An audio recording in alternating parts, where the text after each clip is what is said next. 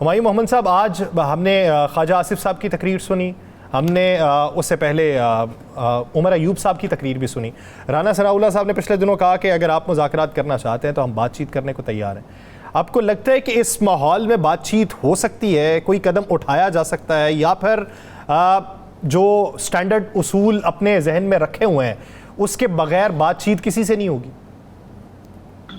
बिस्मिल्लाहिर्रहमानिर्रहीम, इय्याका नअबुदु व इय्याका नस्तईन। देखिए, इस तरह है जो आज पार्लियामेंट में हुआ है, जो उमर अयूब साहब ने कहा था, उन्होंने बिल्कुल इस लिहाज से कहा था कि जो प्रेशर था वो टोटल पॉलिटिकल प्रेशर था और उसको नहीं होना चाहिए था एज पर कॉन्स्टिट्यूशन। उसके अलावा एज पर आर्टिकल 10, 10A, 14, 15, 16, 17, 18 इन सब को सामने लेकर करे तो वो प्रेशर ओरिजिनली इन सब को वायलेट करता है, उसके अंदर जो जो चीजें वो वायलेट करती है। अब आ जाती है बात ख्वाजा आसिफ साहब की।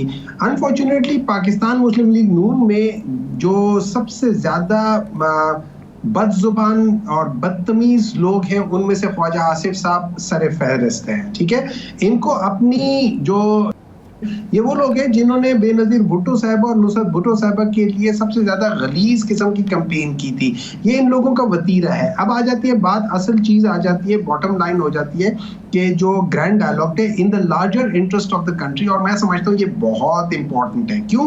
Pakistan is at the brink of many problem और ये हमें नहीं करनी चाहिए। अब डायलॉग कौन करेगा, कैसे करेगा? देखिए, बात ये हो जाती है कि इस वक्त मैं दबा हुआ हूँ, पाकिस्तान तहरीक इंसाफ को आप लोगों ने कॉर्नर किया हुआ है। ठीक है, तो अगर आप मुझे कॉर्नर में और ज्यादा दबाएंगे तो फिर मैं तो जैसे वो होता है ना, कॉर्नर टाइगर्स होते हैं, हम तो पंजा मारेंगे, हमें तो हमारा we have got nothing else to lose, so हम तो वो करेंगे। लेकिन असल उसूल ये होना चाहिए कि जब आप पोजीशन ऑफ स्ट्रेंथ पर बैठे हुए हो तो आप वहां से इनिशिएट करते हो।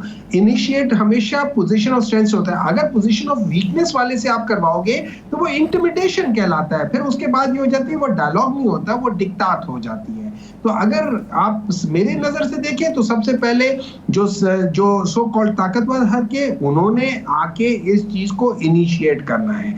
They can be either the initiators or they can either be guarantors or they can be whatever they want to call it। लेकिन at the end of the day बात क्या होगी? बात एक चीज होगी कि पाकिस्तान जो बना था या पाकिस्तान का जो आइन बना था वो पाकिस्तान एज अ स्टेट को चलाने का तरीका बताया था। अगर आप उस आइन को नहीं फॉलो करेंगे तो पाकिस्तान जो आज है वो इसी वजह से है, पाकिस्तान आइन पे नहीं चल रहा था। पाकिस्तान आइन पे इसलिए नहीं चला था कि आप देख रहे हैं जो मार्शल लॉ हुए थे वो आइन के खिलाफ थे, और उसको जिन्होंने एक किस्म का उसको लेजिटिमाइज किया था वो आइन के तहफ्फुज वाले लोग थे, उन्होंने गलत चीजों को लेजिटिमाइज किया है। So they are equally part of it. फिर हम लोगों ने देखा है नजर जरूरत आज भी चल रही है। नजर जरूरत कैसे आज चल रही है कि पिछले साल 2 सूबों के इलेक्शंस होने थे, वो आइन के तहत होने चाहिए थे विद इन 90 डेज, वो नहीं हुए। क्यों? नजरिया जरूरत के तहत। इसी नजरिया जरूरत की वजह से आप अगर देखें तो मेरी नजर में जो 9th में जैसे घनावना वाकया हुआ है वो इन चीजों की वजह से है। जब आप गलत तरफ चलते हैं, जब आप गलत चीजों को फॉलो करते हैं तो वो कहते हैं ना, पैड़े कम में दे पैड़े कंसिक्वेंसेस। ठीक है, ये सारी चीजें एक किस्म की उसकी एक आप ये से सीक्वल होनी शुरू हो जाती है इनका। अब मैं ये बता दूं कि पिछले 2-3 दिन में जो कश्मीर में हुआ है, जिस तरीके से कश्मीरियों को इन लोगों ने हाई हैंडेड लिहाज से उनको एड्रेस किया है, बिल्कुल आज से कोई 1.5 साल पहले 25 मई को जब पाकिस्तान तहरीक इंसाफ ने कहा था कि हम अपना एक प्रोटेस्ट लॉन्च करेंगे जो हमारा आईनी हक है, इन लोगों ने PMLN और पीपल्स पार्टी वालों ने जिस तरीके से उसको हैंडल किया, दैट वाज गैर आईनी और बहुत गलत तरीके से था। सारी हुमायूं साहब, आरिफ अलवी साहब की एंट्री और आरिफ अलवी साहब की एंट्री के फौरी बाद मुज़ाकरात की बात बड़ी तेज़ी से चल पड़ी, और आरिफ अलवी साहब के मतलब मशहूर है कि उनके रवाबत भी हैं, किसी तरीके से मामलात हल हो जाएंगे। और उन्होंने ये भी कहा जेल में मुलाकात के बाद कि कप्तान बहुत कुछ करने को तैयार हैं। तो क्या समझते हैं कि आरिफ अलवी साहब की एंट्री जो है वो मामलात को दुरुस्त कर देगी? देखिए, मैं बिल्कुल समझता हूँ कि वो कर देंगे। 2-3 वजूहात हैं। एक, आरिफ अलवी साहब जो है ना, वो पाकिस्तान तहरीक-ए-इंसाफ के बहुत पुराने लोगों में से हैं, बहुत ज़्यादा पुराने शुरू के लोगों में से हैं। नंबर 2, उन्होंने पाकिस्तान तहरीक-ए-इंसाफ की जो सबसे बड़ी पोज़ीशंस होती हैं, सेक्रेटरी जनरल, वो भी रह चुके हैं, ठीक है?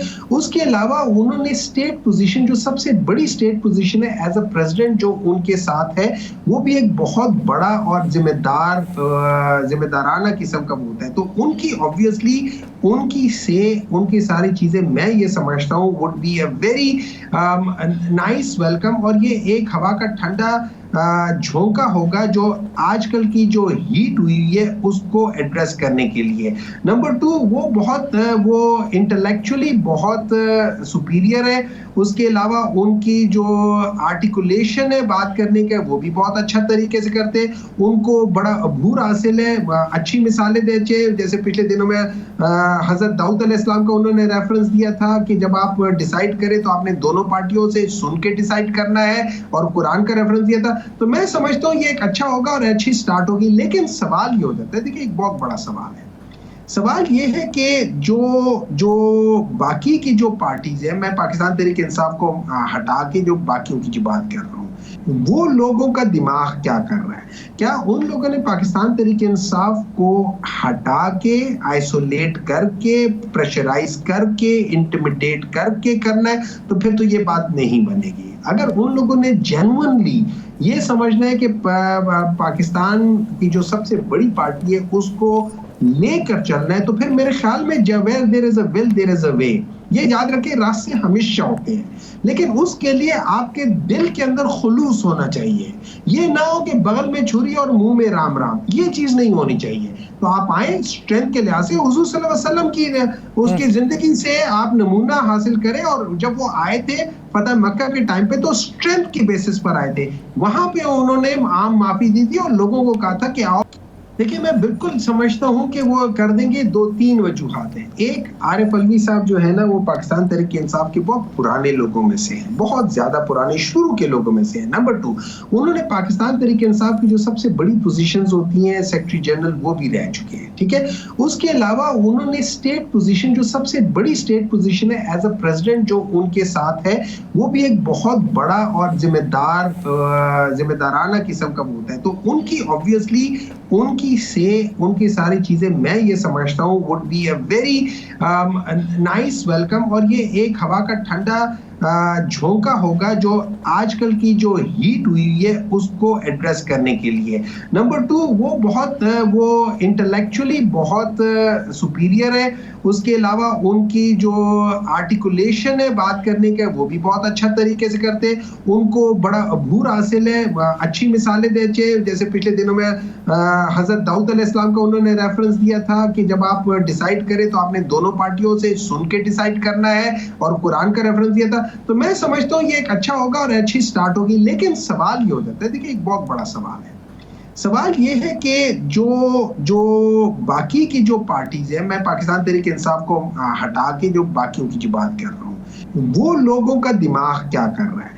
क्या उन लोगों ने पाकिस्तान तहरीक इंसाफ को हटा के, आइसोलेट करके, प्रेशराइज करके, इंटिमिडेट करके करना है? तो फिर तो ये बात नहीं बनेगी। अगर उन लोगों ने जेन्युइनली ये समझना है कि पाकिस्तान की जो सबसे बड़ी पार्टी है उसको लेकर चलना है, तो फिर मेरे ख्याल में where there is a will there is a way. ये याद रखें, रास्ते हमेशा होते हैं, लेकिन उसके लिए आपके दिल के अंदर खुलूस होना चाहिए। ये ना हो कि बगल में छुरी और मुंह में राम राम, ये चीज नहीं होनी चाहिए। तो आप आए स्ट्रेंथ के लिहाज से, हुजूर सल्लल्लाहु अलैहि वसल्लम की उसकी जिंदगी से आप नमूना हासिल करें। और जब वो आए थे फतह मक्का के टाइम पे, तो स्ट्रेंथ की बेसिस पर आए थे। वहां पे उन्होंने आम माफी दी थी और लोगों को कहा था कि आओ।